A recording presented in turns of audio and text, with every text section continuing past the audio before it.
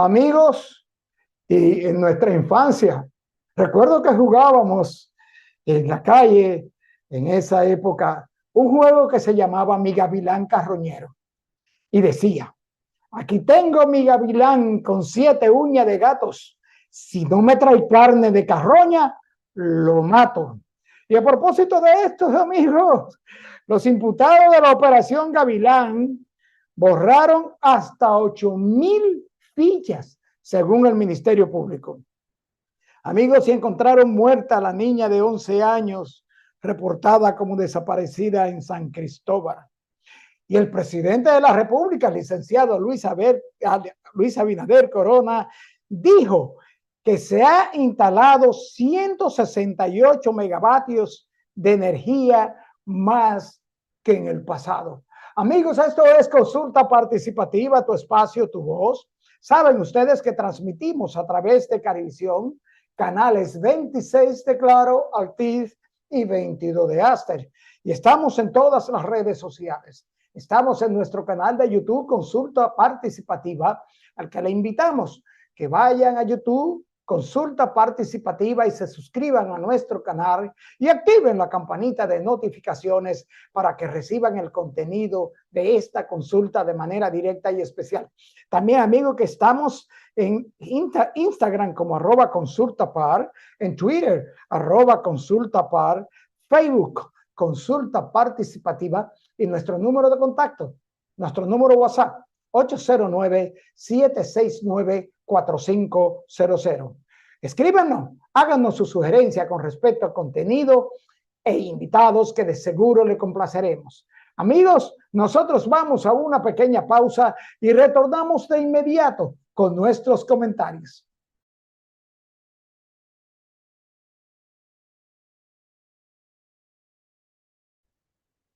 Amigos, y las personas imputadas en la operación Gavilán llegaron a borrar hasta 8,000 fichas, según describe el Ministerio Público en la solicitud de medida de coerción.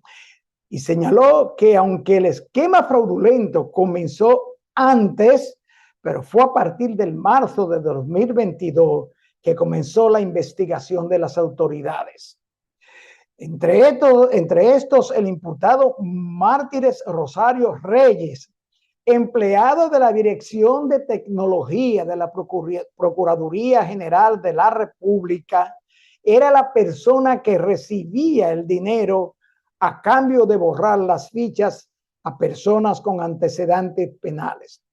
Los depósitos que recibía en una cuenta de Banreservas rondaban entre los 5,000 hasta los 47,000 pesos de parte de otros empleados de la Procuraduría que trabajaban, por ejemplo, en las fiscalías de Monteplata, Independencia, La Romana.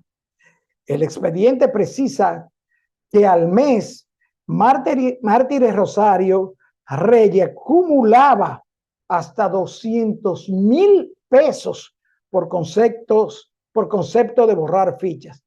Además de los empleados, también los usuarios hacían depósito bancario en la referida cuenta. En la investigación, el Ministerio Público interceptó, luego de obtener una orden de una jueza, el teléfono del imputado Rubén Darío Morván Santana, empleado de la Dirección de Tecnología, y se verificó que Mártires Rosario Reyes y Alfredo Mirambó Villalona ejecutaron el acceso ilícito para la alteración, borrado y afectación de las informaciones contenidas en la base de datos de la infraestructura tecnológica de la Procuraduría General de la República. Esto conjuntamente con el imputado Rubén Darío Morván Santana. Indica el expediente sometido por la Fiscalía al juez de detención permanente del Distrito Nacional, Rigoberto Sena Ferreiras. Este aplazó para el próximo lunes a las 9 de la mañana el conocimiento de medida de coerción a los imputados en la presunta Operación Gavilán. La medida fue dispuesta a fin de darle la oportunidad a los abogados para que preparen sus medios de defensa.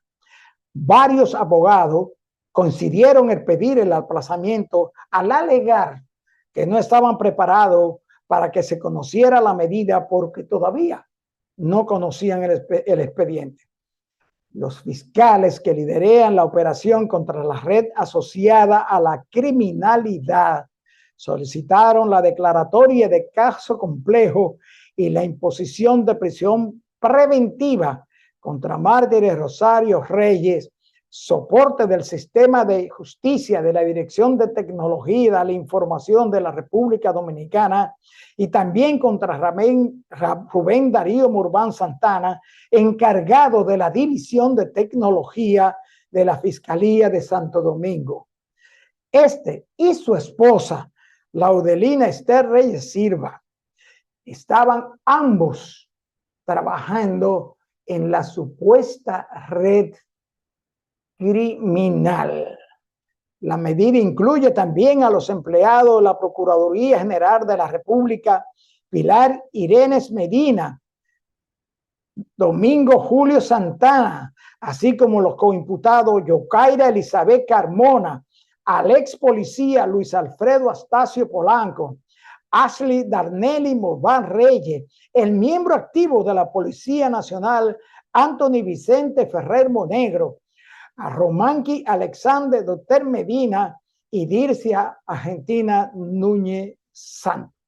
La operación Gavilán tiene bajo investigación al menos a 7 fiscales, contra los que el Ministerio Público procederá a solicitar ante las jurisdicciones correspondientes la designación de un juez especial para someterle la solicitud de medida de coerción.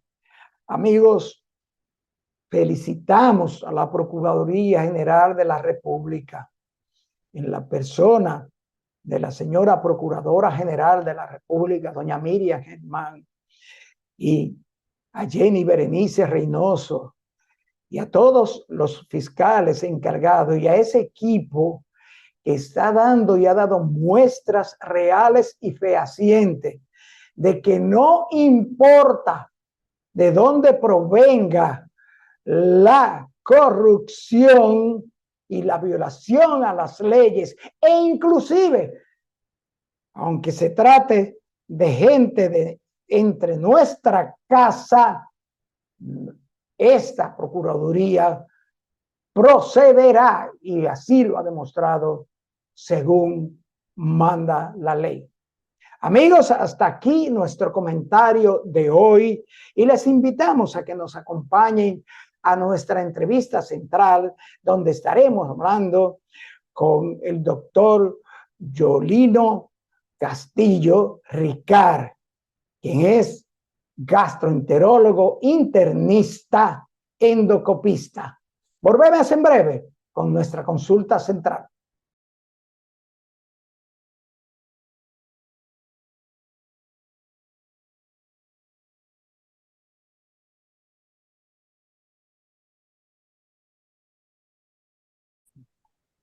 Bien, amigos televidentes, nos acompaña hoy en esta consulta de orientación en salud el doctor Yolino Castillo Ricard. El doctor Castillo Ricard es médico internista, gastroenterólogo, endocopista, a quien damos la bienvenida a Consulta Participativa. Muchas gracias. Antes que todo, para mí es un placer el poder compartir este espacio formativo y poder llegar a la población general y estar con usted y compartir estos momentos que pudieran ser preciosos a futuro. Gracias, doctor. El placer es de nosotros, y nuestro programa, que ya tiene 7 años y medio en el aire, tiene unos seguidores fijos que acumulan sus preguntas y hacen recomendaciones. Y en el caso de usted, doctor, con su preparación indiscutible en el sistema gastrointestinal. Vamos a aprovecharlo al máximo. Y vamos a arrancar, doctor, con la pregunta básica. Las enfermedades gastrointestinales, ¿cuáles son estas? ¿Cuáles son las más perniciosas? ¿Cuáles son las más manejables? Bueno, lo primero que debemos mencionar es qué es lo que maneja el gastroenterólogo como tal. Y el gastroenterólogo, en este caso, lo que se encarga es de manejar toda la función y las entidades, tanto normales como patológicas, que enfocan o que engloban el sistema digestivo, incluido desde la boca, o sea, bueno, en este caso desde el esófago hasta el ano, y órganos adyacentes como hígado, vesícula, páncreas y demás. Entonces, a sabiendas de estas vertientes, cualquier entidad que aparezca en estos órganos ya mencionados lo va a manejar un gastroenterólogo. ¿De acuerdo? Usualmente las causas más frecuentes en nuestra consulta son enfermedades gástricas per se.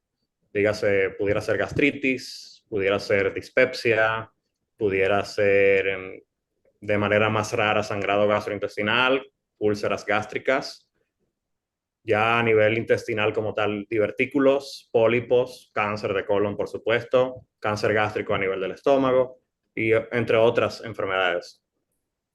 También tenemos en ese grupo, doctor, el famoso reflujo. Y el reflujo, por supuesto. Y, Correcto. y este reflujo, que es que la gente le llama vulgarmente, tengo un hervedero en el estómago. ¿Qué produce mayormente este reflujo, doctor? Ok. Si bien es cierto que el reflujo como tal no necesariamente tiene que ser patológico, eso es lo primero que tenemos que saber. ¿De acuerdo? Ya cuando está generando síntomas como tal, entonces se llama enfermedad por reflujo gastroesofágico. Pero siempre, en mayor o menor medida, algo de reflujo va a haber. Algo que debemos mencionar es que entre el esófago y el estómago hay una división. Hay un esfínter, que se llama esfínter esofágico inferior o cardias, y es lo que permite que el contenido que es normalmente ácido del estómago se mantenga allí. ¿De acuerdo? Si por alguna razón ese esfínter o pierde su fortaleza y protruye parte del estómago, que es lo que se llama hernia hiatal, o con mucha mayor frecuencia pasan relajaciones espontáneas y transitorias de ese esfínter, dígase que está cerrado y aunque no esté pasando comida, se apertura en el transcurso del día, entonces aquí puede ocurrir reflujo.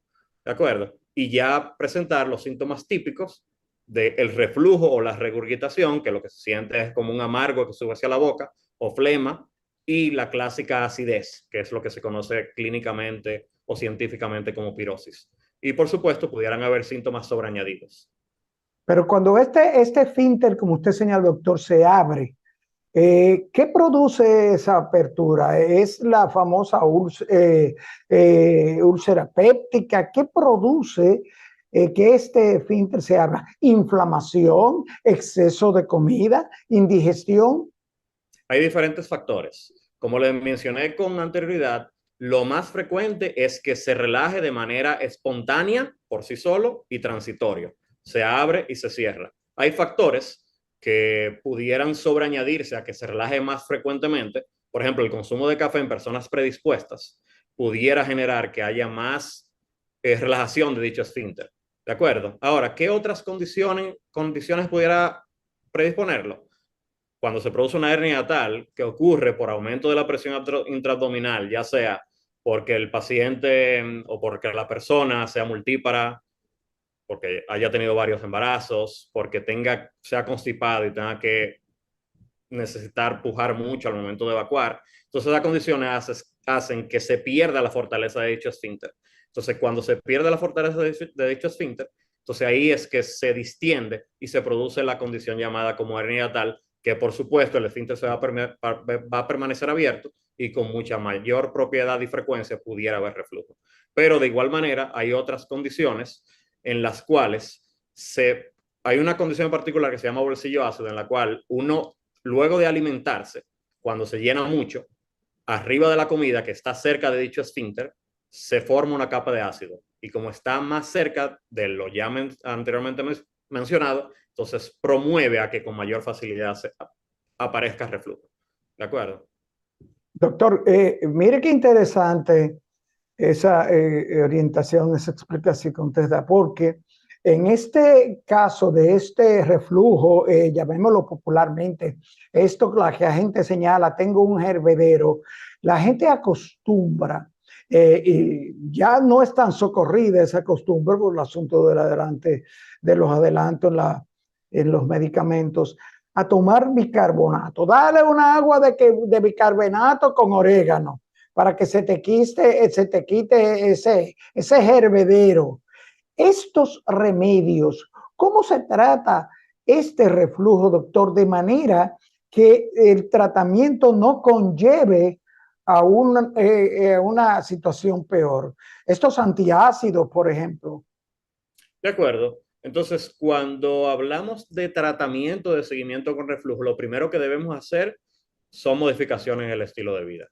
¿Cuáles son ellas? Lo primero es tratar de no llenarse demasiado, no hacer comidas tan copiosas. Lo segundo es no acostarse inmediatamente luego de alimentarse, independientemente de que sea mañana, tarde o noche, porque hay muchas personas que hacen siestas. ¿De acuerdo? Hay que durar por lo menos 2 a 3 horas luego de alimentarse para poder acostarse, porque de lo contrario, como la comida está más cerca de dicho esfínter, pudiera refluir con mayor facilidad.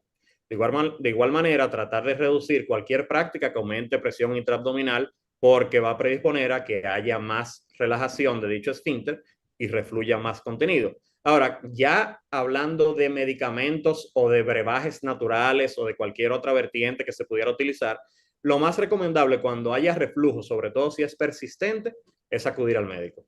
¿De acuerdo? ¿Por qué? Porque pudiera ser que si uno tomara bicarbonato o tomara cualquier otra ayuda de manera unilateral, sin la adecuada supervisión de un médico o un personal de la salud, eso pudiera hacer que en el futuro, se va a mejorar en el momento, por supuesto, pero en el futuro siga la causa que esté generando el problema, y cuando se encuentre o se acuda al médico ya sea un problema mucho mayor de lo que podría ser al principio. ¿De acuerdo? O sea que mi recomendación nunca es sí hacer las modificaciones del estilo de vida ya mencionadas, pero tratar de no automedicarse, tratar de acudir y buscar ayuda. Doctor, oiga esta pregunta. Me hicieron un estudio donde me diagnosticaron una hernia hiatal, pero mi médico me dijo que no me preocupara, que eso no es nada grave. Ok, ¿Qué tan grave y qué perniciosa pueden ser las hernias hiatales? ok, entonces la hernia tal, como ya mencionamos con anterioridad, lo que ocurre es que el esfínter pierde su fortaleza y protruye en mayor o menor medida partes del estómago, incluso si es muy grave, pudieran protruir hasta otros órganos adyacentes, pudiera subir hasta intestino delgado hacia el esófago.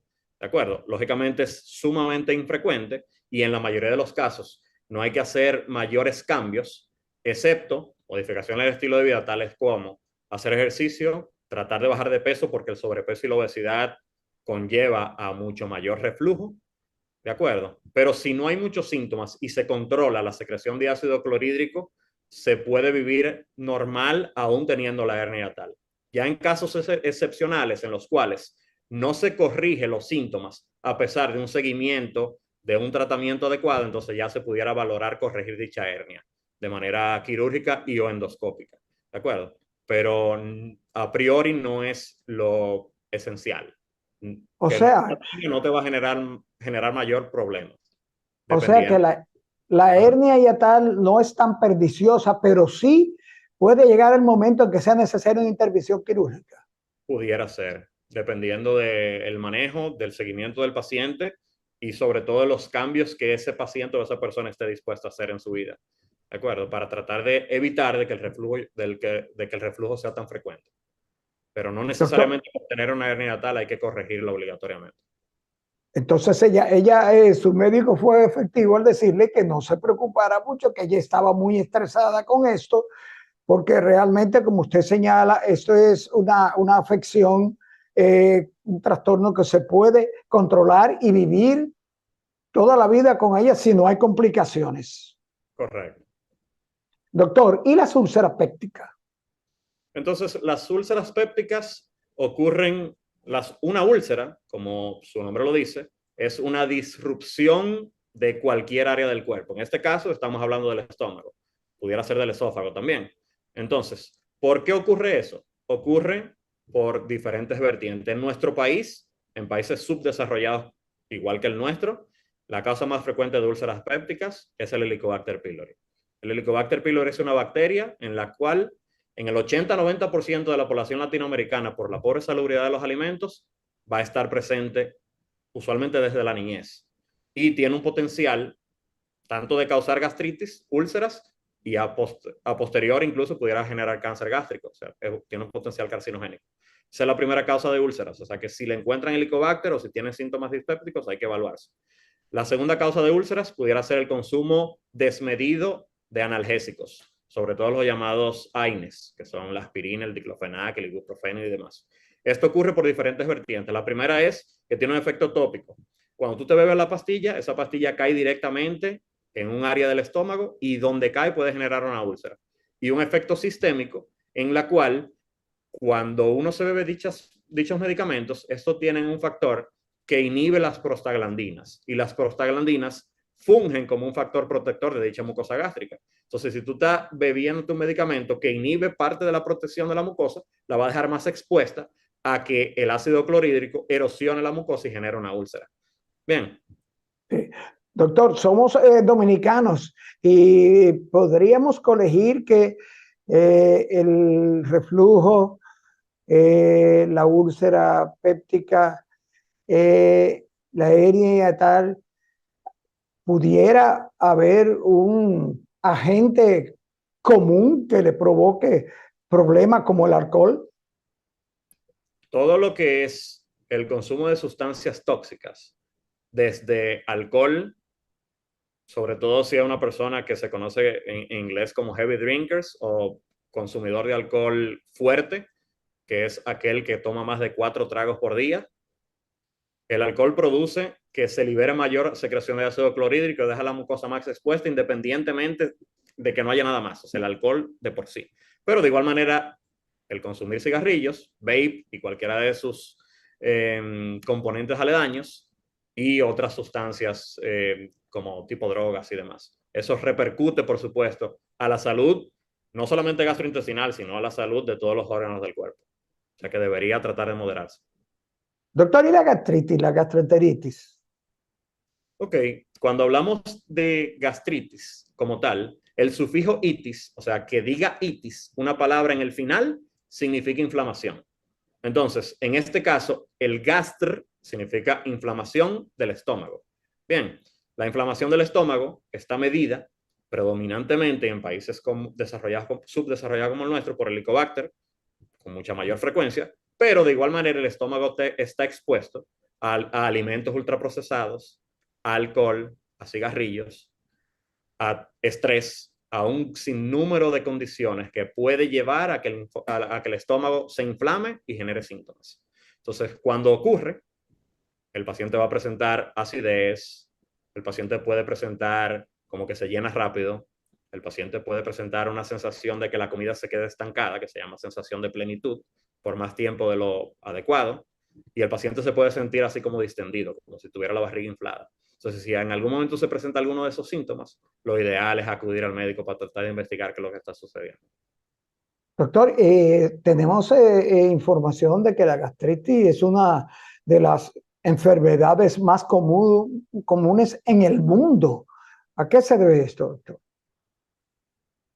A todos los factores ya mencionados con anterioridad, desde el Helicobacter, si bien es cierto que es más frecuente en países subdesarrollados, pero aún en países desarrollados, el 30-50% de las personas lo van a tener.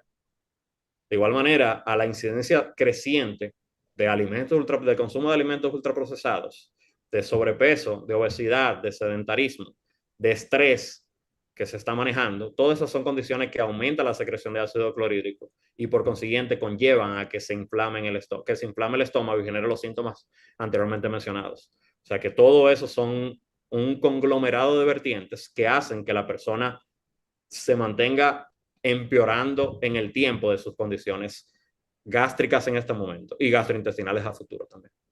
Doctor, dicen que el famoso Helicobacter pylori es un compañero cuasi natural de la población mundial. ¿Es cierto esto? ¿Es cierto que se puede vivir toda una vida teniendo Helicobacter y nunca tener ningún tipo de molestia o enfermedad crónica? Eso es correcto. E incluso, según las literaturas, se menciona que el Helicobacter se suele adquirir en la niñez y vivir asintomático pudiera ser toda la vida, pero en la mayoría de las personas sí producen síntomas como los anteriormente mencionados.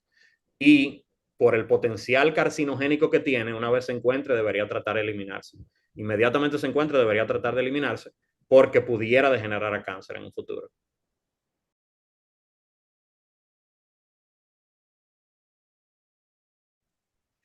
Doctor, hemos visto, como decimos, la parte alta del sistema gastrointestinal, pero hay una pregunta para que iniciemos esta orientación en esta parte de la entrevista de una asidua amiga de consulta participativa. Me hicieron unos estudios con contraste, abdomen y pelvis.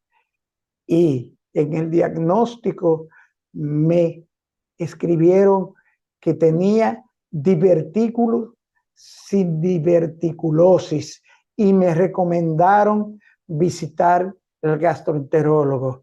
Pero el gastroenterólogo me está mandando a hacer una gastroscopía y una colonoscopía.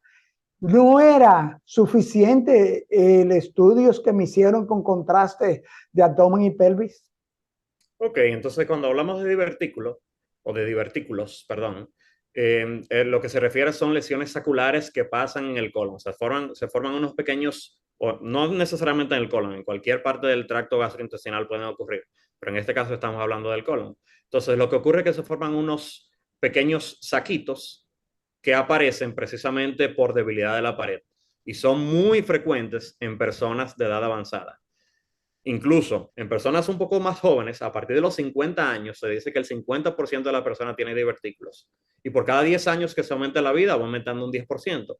Dígase que si uno tiene 80 años, tendría 80% de probabilidad de tener divertículos. Como tal, no generan una repercusión mayor y suelen no generar síntomas, pero hay ocasiones en las cuales sí puede haber complicaciones propias de esos divertículos. Por ejemplo, pudiera haber sangrado, porque el vaso que nutre ese divertículo, o sea, el vaso que pasa a través de él, al estar más fina la pared, las heces pudieran erosionarlo y producir sangrado, que usualmente suele ser autolimitado, pero también eso pudiera inflamarse dicho divertículo y causar una condición que se llama diverticulitis, en la cual, como ya le mencioné con anterioridad, el sufijo itis significa inflamación. En este caso sería inflamación del divertículo. Y por consiguiente, eso sí genera mucho dolor, fiebre y sensación de incomodidad. Con respecto a la pregunta que me habló con anterioridad de que si se necesita hacer una colonoscopía como tal para identificarlos, ciertamente no se necesita para identificar divertículos como tal, pero aún no haya síntomas en toda persona que tiene por arriba, anteriormente se tomaba el valor de corte de 50 años, pero ahora el año pasado se redujo la edad a 45. Toda persona que tenga por encima de 45 años y nunca se haya realizado una colonoscopía, debería realizarse una. ¿Por qué? Porque el 90% de los cánceres de colon son prevenibles. Entonces, si uno obtiene o encuentra pólipos, que son crecimientos anormales de la mucosa colónica en este caso, y los elimina el riesgo de que por ese pólipo se desarrolle cáncer. Entonces, esa es la logística de por qué se indica procedimientos endoscópicos, no necesariamente orientándonos a buscar divertículos, sino orientándonos a buscar otras patologías. ¿De acuerdo? Y teniendo presente que en la vertiente de los divertículos, si están inflamados, o sea, si hay diverticulitis, es una contraindicación para colonoscopía hasta que se corrija el proceso agudo y pasen por lo menos de 8 a 12 semanas. O sea, doctor, repítale eso a los amigos de consulta participativa. La colonoscopía no es recomendable cuando ya hay diverticulitis. Si hay diverticulitis en el proceso agudo de la enfermedad, dígase, tiene un dolor abdominal, se le hace una tomografía y sale que hay datos de diverticulitis, o sea, que hay inflamación de los divertículos que ya existían, entonces se debería dar tratamiento médico y esperar por lo menos 8 a 12 semanas para realizar el procedimiento colonoscópico, porque de lo contrario aumenta el riesgo de complicaciones al momento de realizar la colonoscopia. O sea que debería ser una contraindicación. Doctor, ¿puede la diverticulitis ya en la afección en pleno desarrollo dañino conducir a septicemias y o a cáncer de colon? Pudiera, no es lo usual, por supuesto, pero sí pudiera generar sepsis con el advenimiento de los antibióticos y el crecimiento y el seguimiento de guías. Es inusual que pasen complicaciones mayores de la diverticulitis, pero sí pudiera ocurrir. Con respecto al cáncer como tal, se recomienda precisamente realizar la colonoscopía luego de resolutar el cuadro de 8 a 12 semanas del inicio de la diverticulitis con un tratamiento adecuado, porque adyacente al divertículo pudiera haber neoplasias. Entonces, o cáncer. Si uno no se ha realizado una colonoscopia en el año previo a ese episodio de diverticulitis, debería realizarse uno cuando ya se elimine dicho proceso luego de las 8 a 12 semanas, para tratar de evitar de que no haya un cáncer adyacente al proceso de la diverticulitis. Doctor, hemorroides, divertículis, colitis, cáncer de colon, recto y ano. Díganos, doctor. Ok, entonces las hemorroides son dilataciones de los plexos venosos que se encuentran en la región perianal. ¿Por qué ocurren eso? Porque cualquier condición que aumente la presión intraabdominal o que aumente la presión perianal pudieran hacer que se dilaten esas venas que ya de por sí se encuentran allí. ¿De acuerdo? Ya sea porque una mujer sea multípara, porque tenga que pujar mucho al momento de evacuar, porque las personas nos gusta con mucha frecuencia durar mucho sentado en el inodoro con los aparatos digitales que tenemos o con un periódico antiguamente, y eso hace que al estar sentado al vacío se dilaten esas venas. Entonces ahí puede aparecer y dilatarse lo ya mencionado. Y uno se puede sentir al momento de higienizarse como una masa, una bolita de carne, dicen los pacientes. Generalmente que estén allí no necesariamente tienen que traer repercusiones mayores, pero eso pudiera trombosarse, o sea que un trombo obstaculice, generar mucho dolor, por supuesto, pudiera producir sangrado, pudiera producir comezón e incomodidad. O sea que cuando se encuentra también debería darse un seguimiento con un médico o gastroenterólogo o coloproctólogo. Pero las hemorroides, doctor, es cierto que hay momentos y desarrollo tal de estas hemorroides que hay que aplicar cirugía para extirparlas, para curarlas.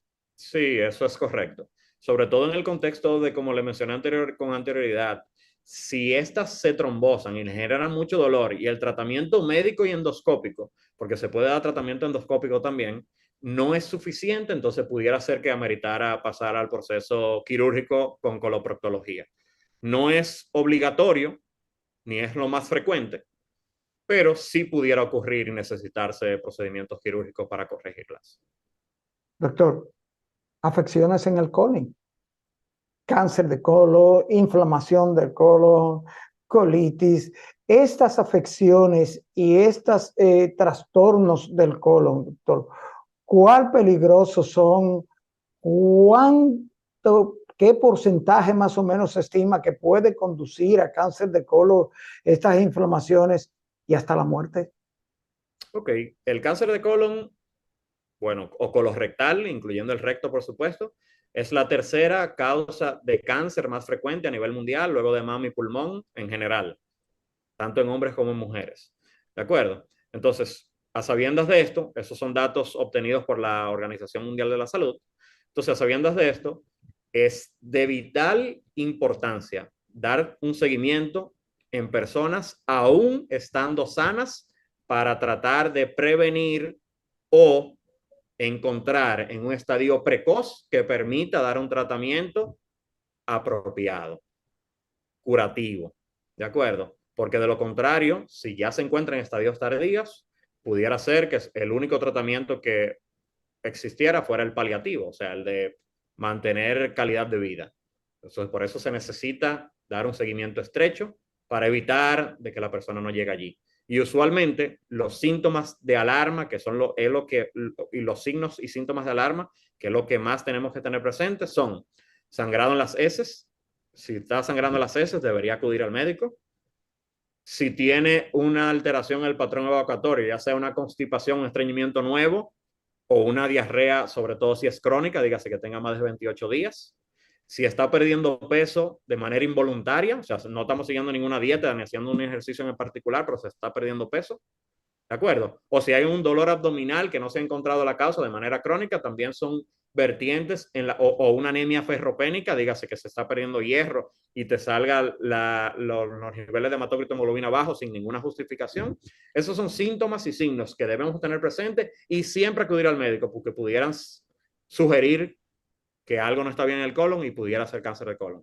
¿De acuerdo? O sea que si en algún momento usted o alguno de sus familiares presentan dichos síntomas o signos, acudan con la mayor premura posible.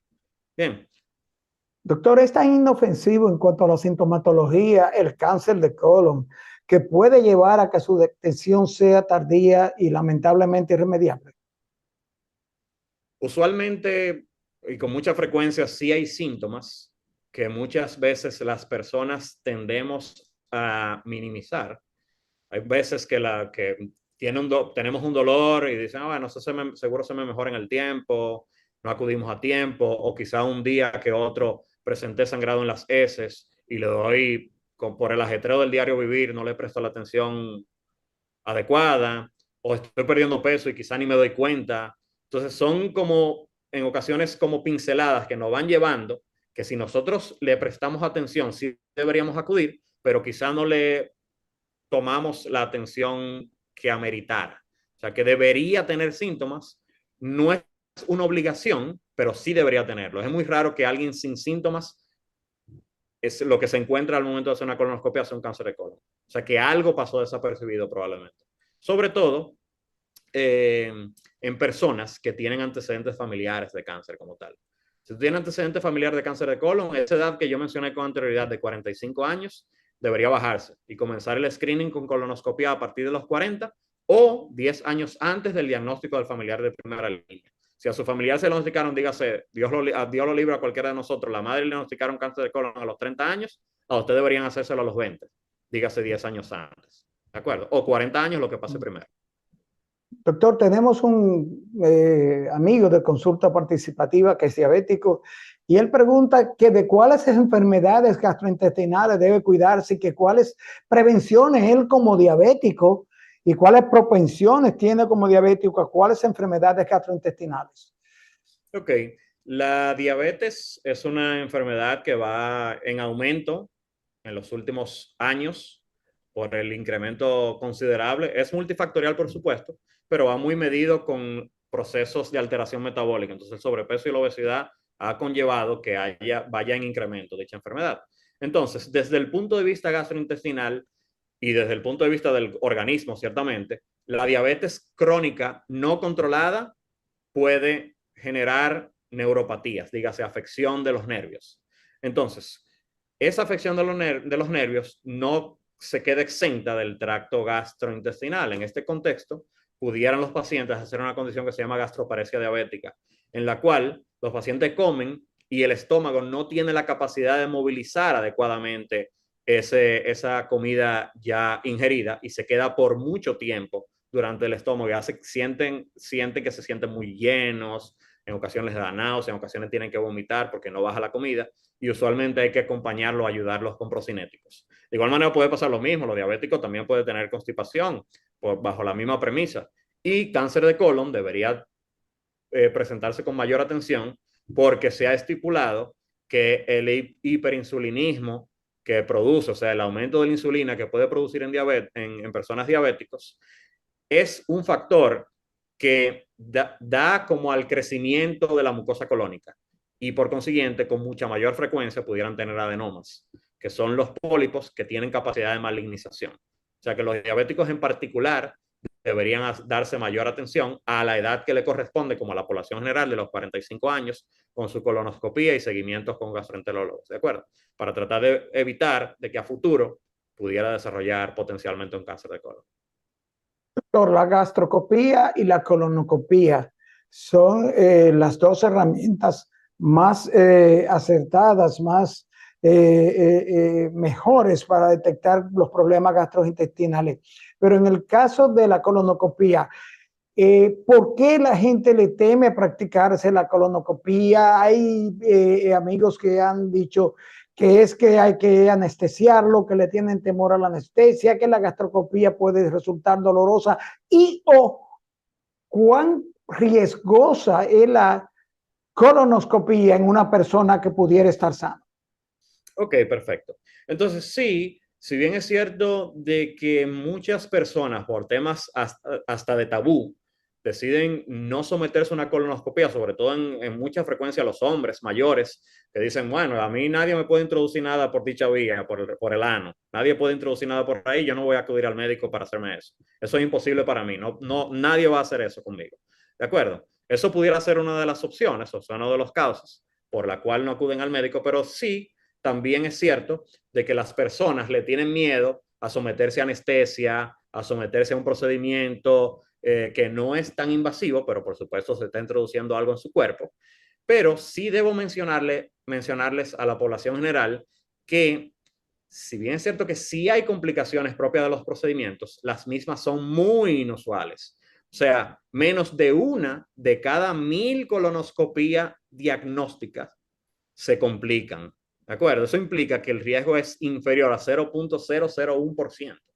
Dígase, sumamente infrecuente. Y con el advenimiento de profesionales de la salud adecuadamente entrenados, como en este caso, los anestesiólogos, los gastroenterólogos y la supervisión previa a los procedimientos, usualmente de un cardiólogo, para que apruebe una evaluación cardiovascular, si es diabético descompensado, un endocrinólogo, de un neumólogo si tiene alguna condición de salud pulmonar. Entonces, eso permite que el paciente llegue en las condiciones más óptimas para la realización del procedimiento y se minimicen con mayor proporción las complicaciones. O sea que es un procedimiento sumamente inocuo, dócil, ambulatorio, es lo principal. El paciente se va para su casa el mismo día, es rápido y con una comodidad bastante buena en el sentido de que se le da propofol usualmente, que le permite una sedación profunda. El paciente está respirando por sus propios medios, pero está sin sentir absolutamente nada y cuando se despierta probablemente ya ni se acuerda de lo que sucedió. ¿De acuerdo? O sea que es bien práctico y con el potencial, por supuesto, de salvar vidas. Doctor, nos están haciendo señas, pero no queremos cerrar esta entrevista, así que usted nos diga algo sobre la temida enfermedad de Crohn y que le dé a los amigos televidentes una orientación, una advertencia para evitar enfermedades gastrointestinales. Ok, entonces miren, cuando hablamos de enfermedad de Crohn, lo primero que debemos saber es que hay dos subtipos de enfermedades inflamatorias intestinales, así se llama, enfermedad inflamatoria intestinal. Hay dos subtipos, está la enfermedad de Crohn y la colitis ulcerativa. La colitis ulcerativa, como su nombre lo dice, está circunscrita al colon. Pudiera afectar hasta los 10 centímetros terminales del ilion, que es la porción final del intestino delgado, pero lo usual es que esté en el colon. Y el Crohn, contrario a esta, pudiera aparecer en cualquier segmento del tracto gastrointestinal, desde la boca hasta el ano, con mucha mayor frecuencia en el ilion terminal, que es lo que acabo de mencionar del intestino delgado. ¿De acuerdo? Entonces, las enfermedades inflamatorias intestinales se caracterizan por ser enfermedades de brotes y recurrencia. Dígase que el paciente está bien, de repente está mal, se le da tratamiento, vuelve y empeora y así sucesivamente. ¿De acuerdo? Entonces, una vez se identifica, usualmente los síntomas son dolor abdominal, diarrea, pudiera ser sangre en las heces, ¿de acuerdo? Pudiera dar fiebre y pudiera dar un sinnúmero de manifestaciones extraintestinales. Usualmente son en edades precoces de la vida, aparecen con mucha mayor frecuencia en el grupo etario circunscrito entre los 15 y los 30 años y un segundo pico de incidencia ya en edades finales de la vida, cerca de los 70 años, pero con mucha mayor proporción en edades jóvenes. Y se ha asociado, en particular la enfermedad de Crohn, a consumir cigarrillo. El cigarrillo, tanto fumar como seguir fumando luego del diagnóstico, se ha asociado a empeoramiento de la enfermedad, a una enfermedad más agresiva y a mayores complicaciones, por supuesto. Pero también se han predispuesto otras teorías, como por ejemplo la alteración de la microbiota fecal, que son bacterias buenas que nosotros tenemos en el colon, que nos protegen. Entonces, cuando en niños se utilizan de manera desmedida los antibióticos que pudieran alterar esa microbiota, lógicamente sin indicación, porque aquí con mucha frecuencia hay muchas personas que tienen una gripe, que la mayor parte de las veces es viral, le dan antibióticos pensando que eso lo va a mejorar, amoxicilina y demás, y eso es lo que altera la microbiota. Entonces eso pudiera ser contraproducente a futuro. Entonces lo que significa eso es que traten de no sobremedicar y no automedicarse. ¿De acuerdo? Pero Bien, tienden a ser enfermedades complejas. bien, doctor, se nos acabó el tiempo, lamentablemente, pero díganos, doctor, dígale a los amigos de Consulta Participativa cómo contactarlo, dónde pueden ver al doctor. Ok, me pueden seguir en mis redes sociales. En Instagram es @dr.yulinocastillo, tal y cual es mi nombre, por supuesto. De igual manera, de manera privada, estoy consultando en el Residencial 3 de la UCE, del Centro Médico UCE, y en SEMDOE, que queda en la Luperón, ¿de acuerdo? Estoy a sus órdenes, por supuesto, y me pueden acceder en dichas vías. Gracias, doctor. Gracias del alma por estas orientaciones y estas explicaciones tan entendibles sobre lo que es el sistema gastrointestinal y las enfermedades y trastornos que lo atacan. Doctor, gracias y de más está decirle que las puertas de consulta participativa están abiertas. Le agradezco nuevamente la invitación, para mí ha sido un honor. Y de igual manera continúa la orden y espero poder haber brindado algo de utilidad a la población general. O sea que nos vemos en la próxima. Gracias, doctor. Bien, amigos televidentes, después de esta interesantísima consulta con el doctor Yulino Castillo Ricard, médico internista, gastroenterólogo, endocopista, donde estuvimos tratando las afecciones gastroenterológicas, el colon, intestino, úlcera péptica, etcétera. Solo nos resta dar las gracias a ustedes por acompañarnos en esta consulta de orientación en salud. Amigos televidentes, nos vemos en la próxima consulta.